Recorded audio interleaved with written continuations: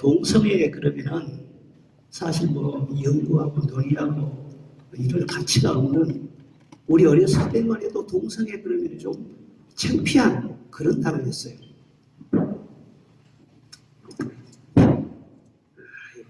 위원장님이 자상하시나 너무 감사합니다. 예. 그런데 이렇게 많은 분들이 오시고 시간을 들이고 이렇게 수고를 해서 이렇게 싸움을 해야 되는 이런 상황을 보면은 참 이 시대가 악한 시대다 하는 것을 다시 한번 또 느끼지 않을 수가 없습니다. 동성애 뭡니까? 뭐 죄로나 여지가 없죠. 죄지요. 죄는 누가 정합니까? 하나님이 정하시죠. 사람들이 죄라고 해서 죄고 죄 아니라고 해서 아니고 그게 아니죠. 정죄도 하나님이 하시고 심판도 하나님이 하시는 것이죠. 레위기 18장에 보면은 너희가 거주하는 애굽 땅의 풍속을 따르지 말며 내가 너희를 인도할 가나안 땅의 풍속도 따르지 말라, 그런 말씀이 나오거든요. 애굽에 살 때 애굽에서 지키기 쉬운 죄가 있다는 거예요. 그리고 이스라엘 백성이 가나안 땅에 들어가서 배부르고 편안해지고 모든 것 잘 나가고 형통할 때 지키기 쉬운 죄가 있다는 거예요. 그러니까 나라가 아주 어렵고 절대 빈곤 속에서 많은 고통을 당하고 그럴 때 지키기 쉬운 죄가 있는가 하면은 나라가 정치적으로 민주화가 되고 경제적으로 부강해지고 아주 문화가 창달이 되고 모든 걸 좋아질 때 지키기 쉬운 죄가 있다는 거예요. 그럼 가나안에 들어가서 이스라엘 백성들이 지키기 쉬운 죄가 뭐였느냐? 가나안 원주민들이 지었던 죄예요. 가나안 원주민들이 멸망을 당한 것은 물론 하나님께서 이스라엘 백성들을 구원하고 정착시키기 위한 뜻도 있었지만 그 이전에 그들이 지은 죄 때문에 땅이 그들을 토해내쳤다고 했어요. 그 죄가 무엇이냐? 레위기 18장에 보면은 상세하게 나와 있습니다. 18장 6절부터 23절까지 보면은 전부 다 성적인 타락이에요.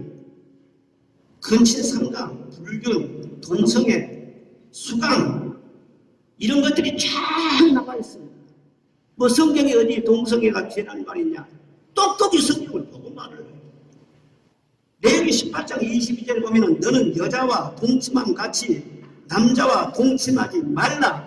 이는 가증한 일이니라. 분명히 나와 있잖아요. 분명히. 그래서 이 동성이나 수간이나 근친상 이런 것들은 새로 생긴 죄가 아니에요. 옛날부터 있었던, 오래 전부터 있었던, 타락한 인간의 이 속성에서, 죄성에서 나오는 그런 죄죠. 그런데 지금 이 시대에 와서는 이런 죄가 아주 폭발적으로 많아졌습니다. 엄청나게 이런 죄에 빠진 사람들이 많습니다.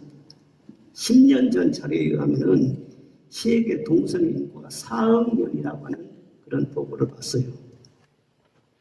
사업을 잘하려면 동성애자들이 쓰는 핑크머니가 있답니다. 이 핑크머니가 전 세계적으로 3조 달러 이런데요. 그들 시장을 장악하지 않으면 사업이 안 될 정도로 그렇게 지금 이 동성애가 만연히 되어 있습니다. 우리 어렸을 때만 해도 동성애 그러면 좀 창피하고 말하기도 좀 부끄러웠다니까요. 그런데 지금에 와서는요, 동성애자들 커밍아웃을 하잖아요. 떳떳해지고 당당하고 뭐 어때서 뭐 이런 분위기거든요. 동성애자들은 마치 자기들의 세상에 온 것처럼 그렇게 아주 당당하고 또 커밍아웃을 하는 그런 사람들도 방송에 나와서 많은 데 들어보면 꼭 뭐 영웅담을 말하는 것처럼 그렇게 말하는 분위기를 볼 수가 있습니다. 왜 그들이 그렇게 부끄러워 자기의 영혼과 자기의 육체가 썩어 들어가는 그런 죄 속에 빠져 있으면서도 당당하게 말할 수가 있느냐? 사상으로 무장했기 때문인 것입니다. 동성애 사상이 태동이 됐어요. 이게 발전이 되고 이게 확산이 되고 조금만 관심을 가지고 추적해보면요, 그 근거를 다 알 수가 있습니다.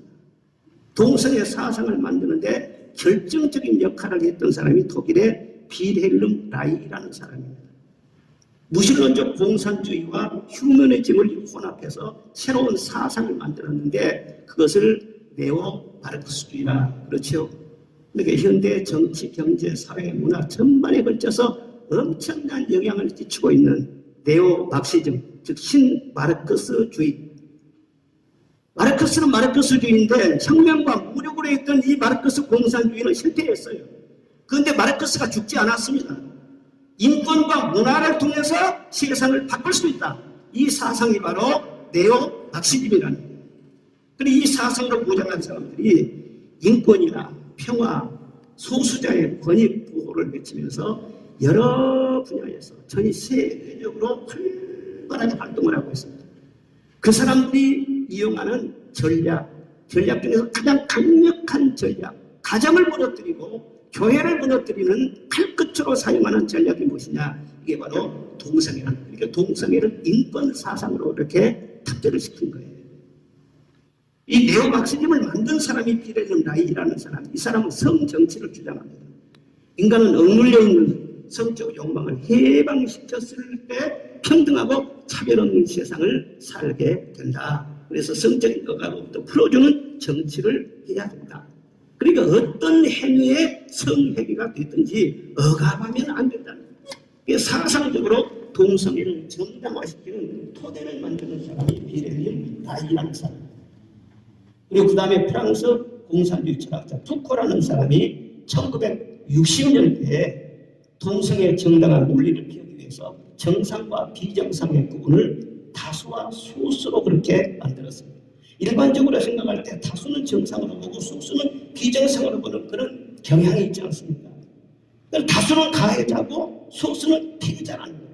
그리고 동성애가 잘못된 것이 아니라 동성애가 소수이기 때문에 피해를 보고 억압을 당한다. 그래서 동성애자들은 소수이기 때문에 약자요 억울하다고 하는 이런 사상을 만들어서 우리는 약자다. 우리는 당하고 있다. 그래서 계속 지나가는 것이죠.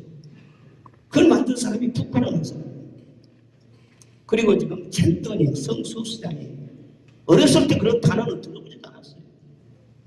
젠더, 섹스지 무슨 뭐 젠더가 있었어요. 그런데 새로운 단어가 튀어나온 거예요. 성소수자 어렸을 때는요 들어보지도 않았어요. 그런데 이 단어를 만든 사람이 있어요.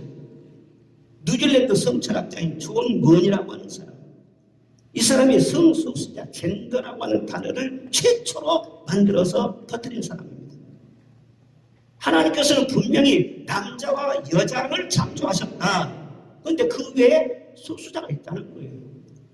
이거 완전히 창조의 질서를 뒤엎어버린 거예요.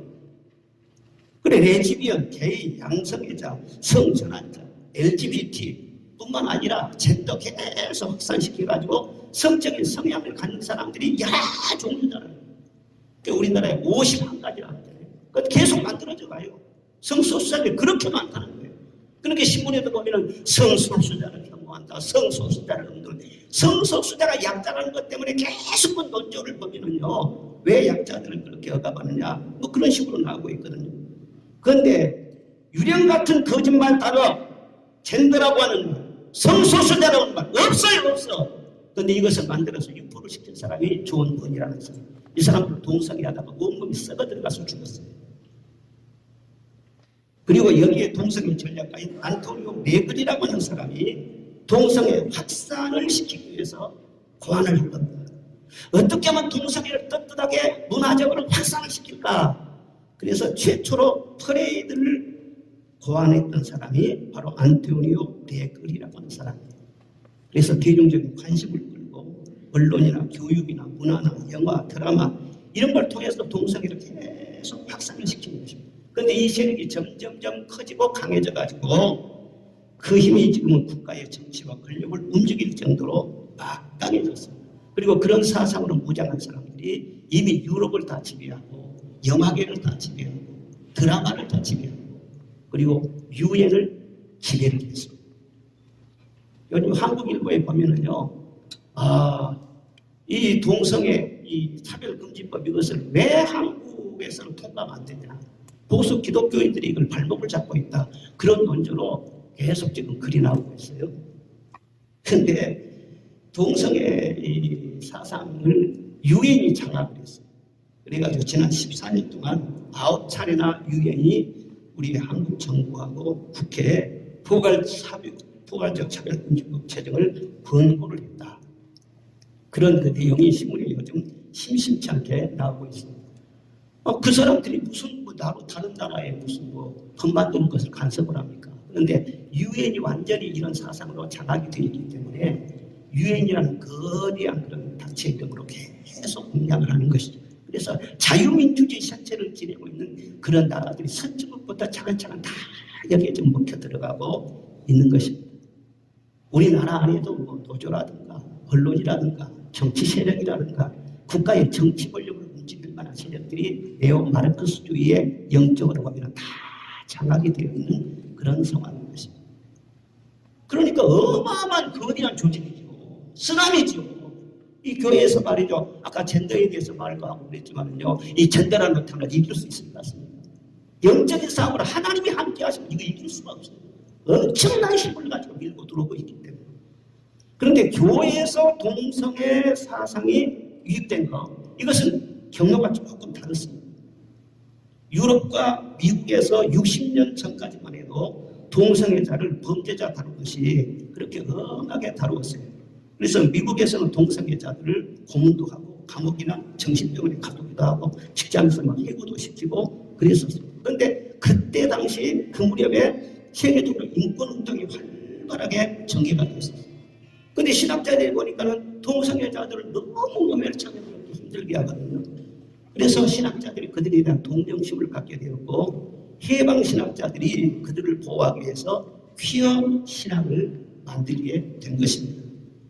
우리가 잘 아다시피 성경에 메시아가 두 가지가 있잖아요. 하나는 정치적인 메시아, 유대인들이 주장하는, 그리고 또 하나는 죄를 속량하는 메시아. 정치적인 메시아는 이스라엘 사람들의 희망사항이지 그게 아니거든요. 죄를 속량하는, 죄와 사망과 저주와 형벌에서 구속하신 그분이 바로 예수님이시고, 그래서 예수님이 십자가에서 지신 거 아니겠어요? 그런데 예수님의 이 구원 사역을 말이죠, 대속의 은혜를 통해서 보는 것이 아니라 예수님이 세상에 오셔서 소외된 자들과 어울렸지 않느냐, 시엘이나 장녀나 장애인이나 이방도 품었지 않느냐, 그러니까 동성애도 품어야 된다. 살짝 동성애자를 끼워 넣는 거예요. 그래서 동성애자를 품는 것이 바로 예수님의 그분 사랑인 것처럼, 그들을 품는 것이 바로 인권인 것처럼, 그들에 대해서 전혀 차별을 하지 말아야 된다고 그렇게 신학적으로 무장돼서 이렇게 가르치는 것입니다. 이 신학이 신학교를 통해서 계속 유포되고 하면서 이 신학에 물든 그런 사람들이 목사 안수를 받고 목회를 하면서 노회원이 되면서 작은 교회를 동성애 합법화로 그렇게 만들어 간 것입니다. 그렇게 해서 유럽의 많은 교회들이 동성애를 합법화시키고, 또 미국도 마찬가지고, 우리 형제교단 PCUSA도 이 동성애를 합법화시키고 동성애자들을 안수해서 목사로 세우고 그렇게 했죠. 그런데 그 결과 어떻게 됐습니까? 동성애 들어가면은 교단이고 교회고 싸그리 다 무너지죠.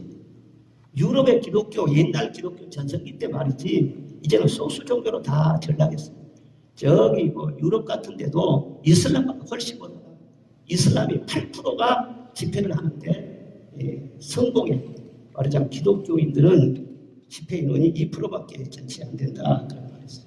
또 PCUS 같은 경우는 분립이 될 때 남장독이 북장독이 연합이 될 때 한 350만 됐는데 지금에 와서는요 100만 조금 넘을까 그런다는 거예요. 동성애 이 합법화 된 다음에 아주 급격하게 교회가 아주 쇠퇴가 된 것입니다. 저 휴스턴에 있던 교회 그 목사님, 제가 말레이시아에서 선교대회를 하러 가서 만났어요. 저를 보더니 그 목사님 굉장히 반가워요. 저는 처음 보는 우리 장신대 후배더라고요. 근데 이분이 나중에 알고 보니까 동성애 때문에 우리 통합측이 동성애 말하자면 WCC하고 연결해갖고는 이제 옹호하는 그런 교단처럼 그렇게 많이 알려져가지고 장신대 출신이 우리나라에서 엄청난 오해를 많이 받은 거예요. 그리고 PCUS에서 그렇게 동성애 합법화시키고 그러니까 교인들이 한 1000명 정도가 빠져나간다는 거야. 2000명 되는데 완전히 빠져나가 버린 거예요. 그래 목회하기가 너무 힘들다는 거예요. 그때 우리 총회에서 이 동성애 용어자들 이렇게 안 된다고 하는 법을 만들었잖아요.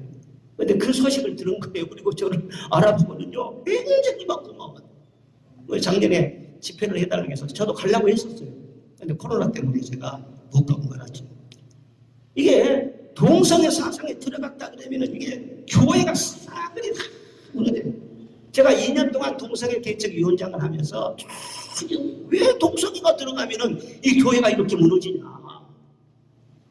그래서 제가 연구를 많이 했어요. 그런데 다른 게 아니라 동성애는요, 삼위일체 신앙을 겨냥합니다. 삼위일체. 첫째로는요, 하나님의 창조 질서를 정면으로 거스립니다. 남자와 여자 외에 다른 성을 하나님은 창조하신 적이 없지요. 마가복음 10장에서도 창조시로부터 저희를 남자와 여자로 만드셨으니 예수님도 직접 말씀을 하셨지요. 그런데 남자 여자 외에 다른 어떤 성이 있다. 동성애자들 선천적으로 성적인 지향이야, 성적 성향이 그렇게 된 사람이야. 아니, 성향이 아니고 죄성이라는 거예요. 죄성. 그런데 성향이라 그렇게 하면서 말이죠, 선천적으로 동성애 성향을 가지고 왔으니까 그 사람들 취향적으로 그렇게 할 수밖에 없다고 하는 그것을 끼워놓으면서 창조질서, 남자와 여자 외에 없다고 하는 창조질서를 창세기 1장을 무너뜨려요. 이 동성애 사상이. 의학적으로도 남자와 여자의 차이를 구분짓는 유전자가 6,500개나 발견이 되었어요. 도저히 남자 여자는요, 건널새야 건널 수 없고 서로 섞일 수 없는 분명한 선이 있다. 이게 과학적인 근거예요. 과학적인 근거. 그런데 마르크스주의자들은요, 거짓과 선동이 무기이기 때문에 이런 과학적인 근거를 제시해도요, 그것도요, 들으려고 하지도 않습니다. 무덤프로 그냥 계속해서 이렇게 밀어붙이는 거죠. 창조 질서. 두 번째로는요, 예수 그리스도의 구속을 무효화시킵니다. 예수님은 죄를 위해서 왔잖아요. 죄를 멸하기 위해서 오셨잖아요. 그런데 죄를 죄라고 하지 않는다. 그러면 주님의 보혈이 쓸데없게 되는 것입니다. 그들이 말하는 사람은 인본주의 사람이에요. 속죄가 우선되지 않은 그런 사람은 없어요. 먼저 내가 죄인 것을 고백을 하고 죄사함 받은 다음에 내가 성령을 받고 하나님 자녀로 거듭나고 이게 제대로 그리스도의 사랑이지. 죄를 그대로 놔두고 말이죠. 괜찮아. 이건 인본주의적인 사랑이죠. 그래서 예수의 피를 무효화시킨 동성애 사상. 그리고 세 번째는요, 이 동성애 사상은 성령의 역사를 소멸시킵니다. 예수의 보혈이 무효되면 성령이 임하지 않습니다. 요한일서 5장 8절에 피와 물과 성령은 하나라고 말씀하셨습니다. 십자가의 보혈이 성령의 지원지인 거예요. 예수님의 피가 없는 것, 속죄의 피를 부정하는 것 하는 데서 성령의 역사가 일어날 것 같습니다. 동성애에 대해서 이제까지 말 한마디 하지 않고 있는 교회를 보십시오. 이렇게 사회가 혼란스럽습니다. 동성애에 대해서 공격하지 않고 말씀에 달을 씌우지 않은 그런 교회를 보십시오. 교회가 한참 붕괴당하고 영적으로 이상하게 힘을 잃어버려요. 왜? 성령의 불거지니까. 하나님의 말씀이 날이 서 있어야 되거든요. 죄를 쳐내야 되고 죄 사함을 받아야 되고 죄 사함 받고 회개하면 그럼 성령이 임하잖아요. 드럼치고 박수 친다고 해서 성령이 임한 거 아닙니다. 제대로 죄를 회개하고 하나님 앞에 바로 씻음을 받고 그래야 회개가 되는 것이고 성령이 임하는 것이지. 그러니까 어떤 이단도 어느 한 부분을 무너뜨리지 창조자 하나님, 구속자 예수 그리스도, 성령, 삼위일체를 전면적으로 거부하고 무너뜨린 이단도 없습니다. 그런데 동성애는요, 이 세 가지를 한꺼번에 완전히 무너뜨리는 거예요. 성령의 핵심을 이루고 있는 삼위일체를 부정하는. 그래서 첫 그리스도 영이죠. 교회를 파괴시키는 첫 그리스도 영이죠. 제가 2년 동안 동성애 대책위원장을 하면서 나름대로 영적인 고통을 당하면서 연구한 바가 바로 이것입니다. 그러니까 동성애 사상이 들어가면 어느 교단, 어느 교회 할 것 없이요 다 초토화가 되거든요. 저 루터교는요, 저기 북부 유럽에서 당십니다. 덴마크 같은 데는요 90% 이상의 예배를 드렸대요. 그런데 동성애 깃발을 날리고 동성애 신학이 그 루터교를 점령한 다음부터는요 썰물처럼 빠져나가는 거예요. 그래서 예배 인원이 한 3%도 안 됩니다. 영국은 2%밖에 안 되고요. 동성애 들어가서 교회가 다 힘을 잃고 무너져 버리고 말았습니다. 사단이 참 영악하죠. 영악해요. 그래서 요한계시록 보면 사단의 깊은 것을 알아라고 했어요. 여기 우리가 속아나는 거 못합니까? 많이 싸우고 말 것도 없어요. 말씀에 날만 딱 세우고 분별만 제대로 하고 나와도 동성애 사상 함부로 투탄이 못합니다. 교회도 동성애자들 2명이 있었어요. 2명이 있었는데요. 워낙구에서 하나가 세게 그렇게 하니까는요. 이들이 막 충격을 받은 거예요. 그러니까 한 사람은 동성애 관계를 정리하기 위해서 필리핀으로 갔어요. 3년 동안 거기에서 있었습니다. 그래서 3년 후에 거기서 교회 생활을 잘하고 이렇게 하고 와가지고는 완전히 시ற்று받고 신학교 가서 지금 주일종이 하고 있습니다. 또 한 사람은요, 여수에서 살다가 말이죠, 이 동성애 것 때문에 말이죠, 충격을 받고는요, 다른 데로 서울로 올라갔어요. 서울로 올라가서 관계를 싹 정리하고 정상적인 생활을 잘. 처음에 우리 교회도 상당히 어려움이 많았습니다. 이런 설교하면은요, 이상하게 눈빛이 맞죠. 살기를 뛴 그런 사람들이 가끔 있었어요. 그런데 워낙 강하게 이렇게 하니까는요, 하나님의 말씀의 금이요, 그 죄성을 이기는 거지. 이제는 그런 사람들이 없어요.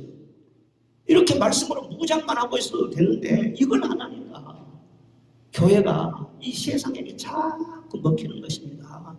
예? 교회가 원인 모르게요, 힘을 점점 잃어가는 것입니다.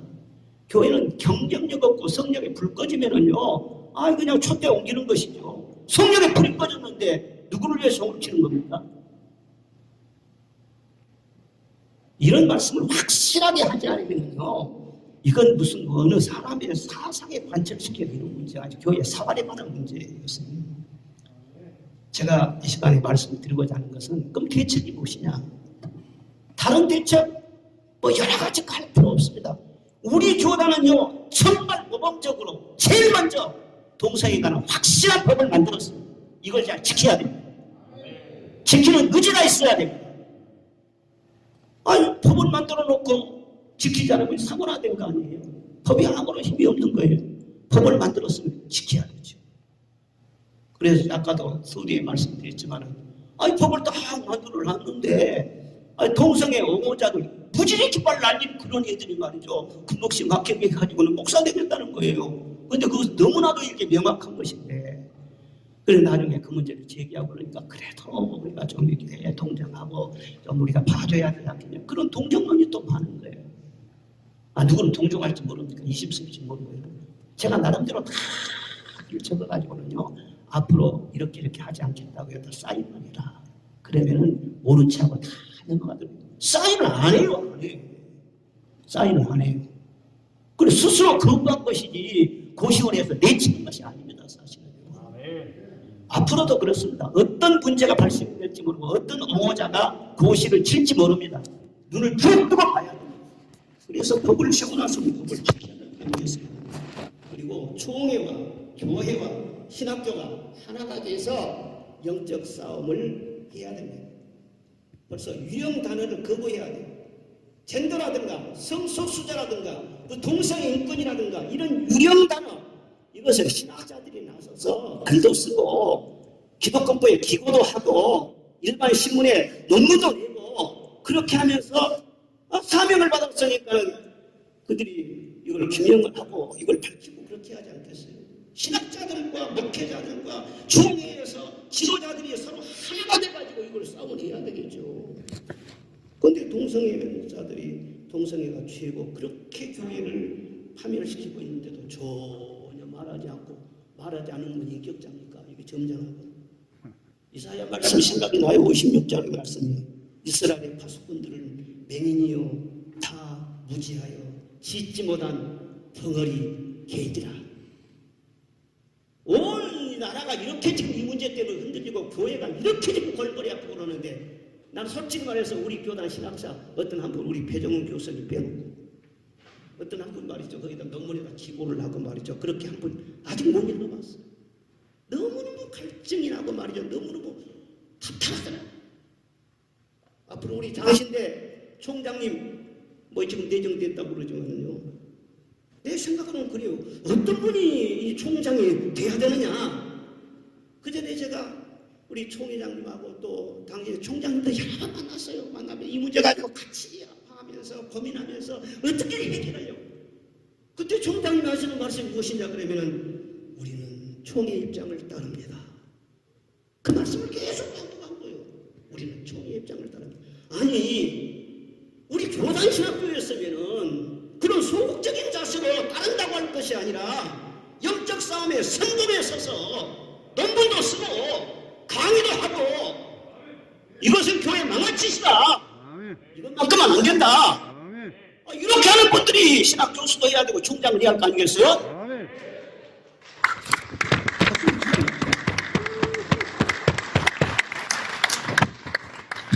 그리고 총장 인준을 할 때도 총회에서 반드시 이런 문제를 검증해야 한다고 보거든요. 제가 한 번 말이죠. 그랬어요.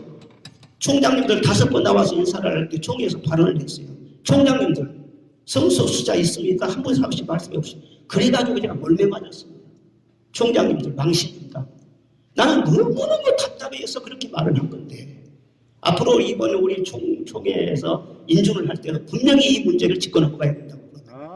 본인의 사견을 분명히 듣고 확신을 주지 않으면 이 문제에 대해서 우려를 불식시키지 않으면 어떤 누구도 교단의 지도자가 될 수도 안 되고 총회장이 될 수도 안 되고 총장이 될 수도 안 된다.